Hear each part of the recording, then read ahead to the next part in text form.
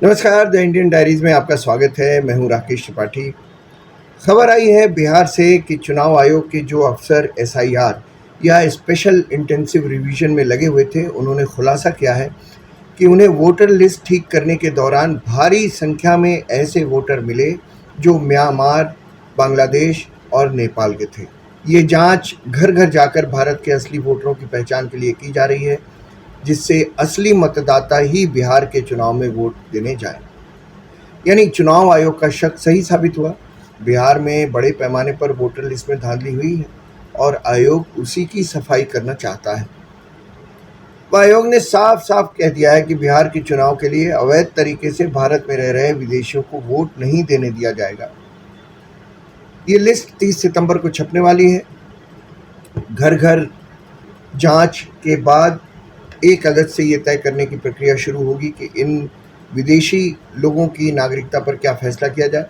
ये चौंका देने वाला खुलासा बीएलओ यानी बूथ लेवल ऑफिसर्स की शुरुआती जांच से हुआ है। बिहार के बाद देश के इन नकली नागरिकों की पहचान पूरे देश में शुरू होगी। अब सोचिए, सारा विपक्ष मिलकर सुप्रीम कोर्ट आ गया था इन्हीं नकली नागरिकों को बचाने, और सुप्रीम कोर्ट ने भी स्टे लगाने से इनकार कर दिया था। लेकिन चुनाव आयोग को सलाह दी थी कि वे राशन कार्ड या आधार कार्ड को भी ज़रूरी कागज़ों की सूची में शामिल करें। चुनाव आयोग का कहना है कि आधार और राशन कार्ड तो आजकल बहुत आसानी से लोग बनवा लेते हैं। आरोप ये भी लगता है कि राजनीतिक दल इस काम में इन घुसपैठियों की मदद भी करते हैं, इसलिए उन्होंने दूसरे 11 डॉक्यूमेंट्स मांगे हैं। सुप्रीम कोर्ट ने कहा है कि हमारी सलाह है कि आप आधार और राशन कार्ड को इस लिस्ट में रखिए, लेकिन ये सिर्फ सलाह थी, आदेश नहीं था सुप्रीम कोर्ट का।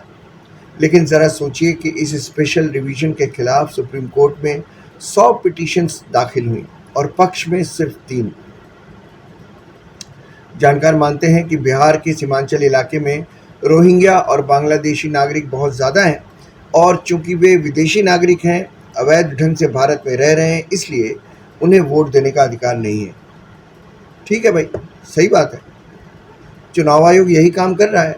वो ऐसे लोगों की पहचान कर रहा है जो बांग्लादेशी हैं या रोहिंग्या या फिर किसी और देश के नागरिक हों। अगर वे अवैध रूप से रह रहे हैं तो उन्हें वोट देने से रोका जाएगा। ये अधिकार चुनाव आयोग को संविधान ने खुद दिया है, पीपल्स रिप्रेजेंटेशन एक्ट में। इसमें क्या दिक्कत है? लेकिन दिक्कत है ऐसे लोगों को जिनका वोट बैंक मुस्लिम वोटर्स हैं और वो किसी भी सूरत में नहीं चाहते कि उन्हें वोट देने से रोका जाए। अब मान लीजिए महागठबंधन जो इस रिवीजन का विरोध कर रहा है, ये चुनाव हार जाता है, तो आरजेडी और कांग्रेस समेत समूचा विपक्ष क्या कहेगा? यही कि मोदी ने बेईमानी कर ली, चुनाव आयोग ने बेईमानी कर ली, चुनाव आयोग मोदी के हाथ की कठपुतली है। अगर महागठबंधन जीत जाती है तो ये कहेंगे, देखो इतनी बेईमानी के बावजूद हम जीत गए, यानी चित भी मेरी पट भी मेरी। अब राहुल गांधी तो पहले ही कह चुके हैं कि चुनाव आयोग हमसे चुनाव चोरी करना चाहता है। ज़रा सोचिए, इन सारे नेताओं ने शायद एक बार भी नहीं सोचा कि अवैध ढंग से रह रहे विदेशी नागरिक देश के लिए कितने खतरनाक हैं। बस उन्हें वोट का अधिकार दिला दो, बाकी 80% जनता पर जो भी असर हो अपनी बला से। राजनीति में गिरावट वैसे तो अब चौंकाती नहीं है दोस्तों, लेकिन इतनी गिरावट होगी ये मेरी सोच से बाहर था। ज़रा सोचिए कि सुप्रीम कोर्ट में इस रिवीजन के खिलाफ 100 रिट पिटीशन पड़ी और पक्ष में सिर्फ 3।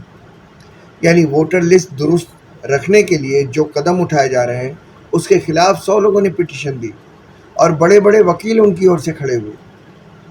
मैं कुछ और नहीं कह रहा, बस आपको दिखाना चाहता हूँ कि कुछ लोग कोई अच्छा काम न होने देने के लिए कितने एकजुट हैं। खैर, एक बात और, 1 अगस्त वाली लिस्ट में किसी का नाम नहीं आता है अगर, तो घबराने की ज़रूरत नहीं है। वोटर को चाहिए कि वो अपने सारे कागज़ लेकर इलेक्टोरल रजिस्ट्रेशन ऑफिसर के पास जाएं और उन्हें अपनी समस्या बताएं।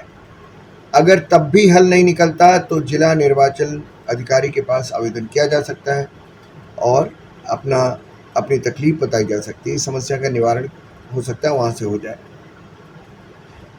खैर, ये वीडियो आपको अच्छा लगा हो तो इसे लाइक कीजिए, सब्सक्राइब कीजिए, कमेंट कीजिए और शेयर ज़रूर कीजिएगा। आज के एपिसोड में इतना ही। मुझे दीजिए इजाज़त। नमस्कार।